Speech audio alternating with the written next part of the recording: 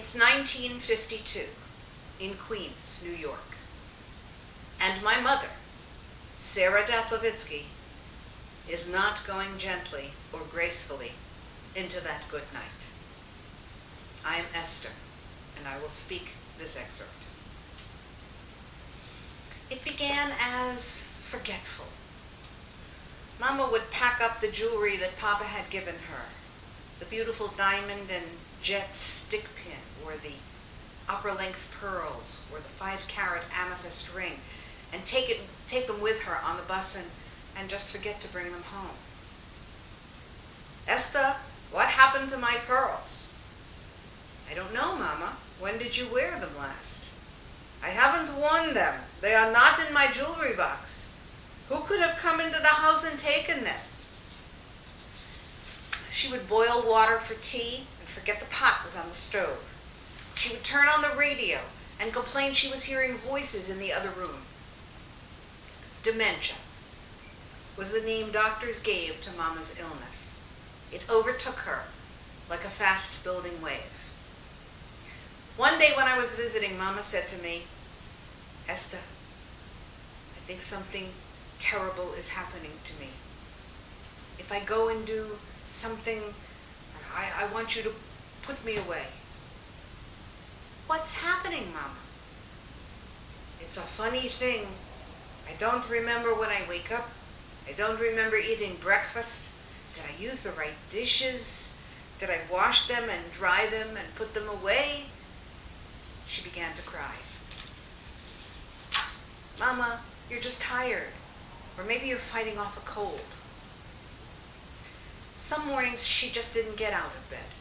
We had to wake her several times and tempt her with a muffin or a cup of tea or a promise of someone coming to visit her that day. Some mornings she woke at 4 o'clock in the morning and was cooking dinner in the kitchen at 7. Mama, what are you doing? Esther, someone has to make the dinner. I'm making dinner for you and Al and Ruthie.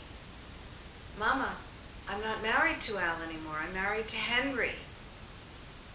She stopped, looked at me with confusion, and then said, I said Henry. I know you're married to Henry. What are you talking about?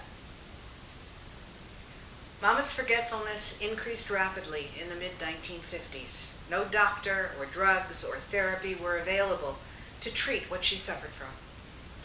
One doctor, in an attempt to diagnose the extent of Mama's disease, began asking her questions to see how far the dementia had progressed. The doctor sat at a table opposite Mama, and I sat behind the doctor. Tell me, Mrs. Daplevitsky, what day is it today?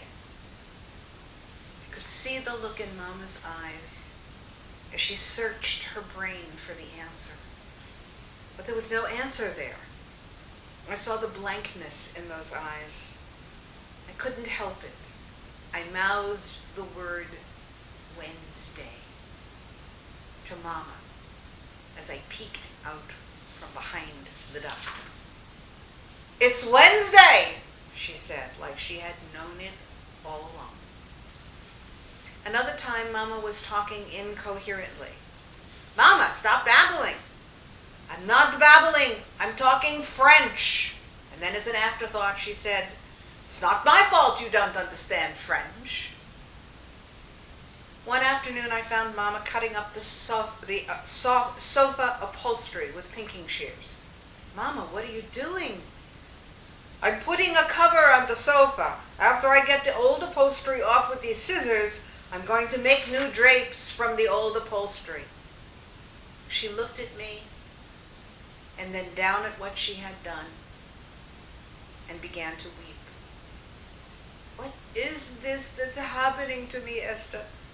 I'm being chased by a fierce beast.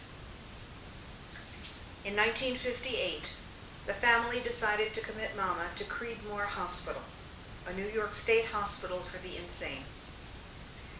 We all knew she would never come out of the hospital. Commitment was forever, like conscription in the Russian army. Once when my brother Julius went to visit Mama, she asked him, "What do you do?" I'm a lawyer, said Julius. Mama replied vaguely, I have a son who's a lawyer. I watched Mama as she lay awake in her bed, staring into space. What was she thinking?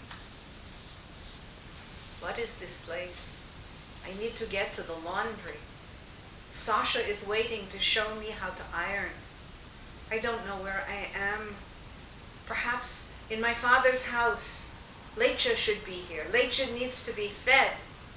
I am hungry too, but there is no food here. Someone took Sadia. I cannot find her. She is my only doll, and someone took her. There is light coming from the wall that floats high above me. I want to sleep, but there is no darkness. In this world, it is always day.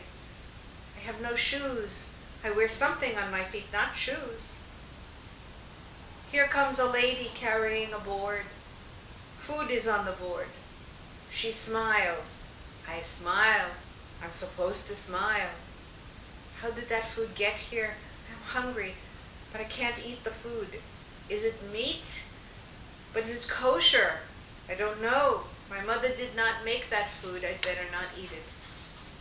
I need to go home, but I have no clothes to put on. I have no shoes. I have no covering for my night clothes. I open the door in the room, another little room. Nothing in this little room for me to wear. Where is this place? Where am I? The fierce beast took Mama's mind and body. She was back in Slonim, her hometown, as a child, convinced that the people around her were trying to feed her non-kosher food. She died at 79 on May 23rd, 1959. Sarah's sister Lecha, the beauty, died 2 years after her older sister. The fierce beast claimed them both.